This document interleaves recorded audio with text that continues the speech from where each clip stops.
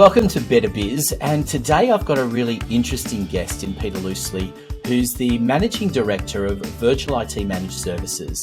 Peter, thanks for joining us. Great to be here, Anthony. Peter, one of the interesting things that I find about IT is if you compare it to a car, most of us, when the car breaks or something's not quite right, we drive it to the mechanic and we 100% trust what they're going to do, and we get charged and away we go. Somehow with IT, we think, there's a problem. Let's just Google it or let's just try and fix it ourselves. It's bizarre, really, isn't it?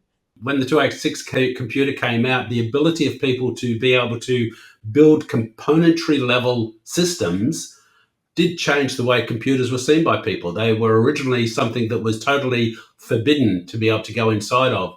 Whereas when the personal computer came out, people started tinkering around and finding out that they could upgrade their own RAM or they could swap out and change components. It's a lot easier to change out a processor or RAM actually in a computer, which is the processing power, the engine, and the RAM, the capabilities and how fast it can operate, than it is to probably change out a motor or actually a gearbox, I suppose. Yeah, and it is this bizarre world that we live in, isn't it? That we can watch it on YouTube and therefore we can fix it and do it. And there might be little things around the house that you think you can do that with, but surely it's not efficient in a business sense to be trying to fix these things yourself. And yet it goes on a daily basis, right? I'm sure you spend a lot of time recovering people from those mistakes. Oh, yeah. I mean, I don't spend a lot of time because most of our clients are well versed and know that, look, they're paying for a service, and if something goes wrong, they call us and we usually troubleshoot.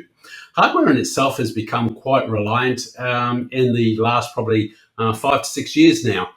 There's not too many times when we find a system that has actually died well within a year or two of its warranty. But we find that majority of people, it's not necessarily things they're trying to fix that's something gone wrong. It is either a software solution, and they definitely need somebody of our skill to help them with those regards, or it's actually that the machine is not performing correctly, which comes down to actually something is holding back the machine. Now, they do use Yahoo, Google, and a whole heap of other YouTube engines to actually try to troubleshoot this themselves at times. But then once again, we throw back to how much time and effort do you spend trying to fix a problem that you don't really understand, that may not give you the solution you want before you reach out. You've already spent actually the equivalent of what we would charge to fix the problem in the first place with a guarantee. Peter, thank you again so much for joining us today. And I guess we really want to direct people to the huge amount of information that's available on your website. And there's lots of things that people can do when they go there. Well, our website has got a vast amount of information on it now. One area is obviously the cybersecurity area. There is training information in there. There are articles. We have a massive blog page now, which has in excess of over 100 plus blog articles about all sorts of things, cybersecurity related and also systems related and industry related articles. So my recommendation would be have a look through them and sign up, and we'll send you an email notification every time we publish a new blog article.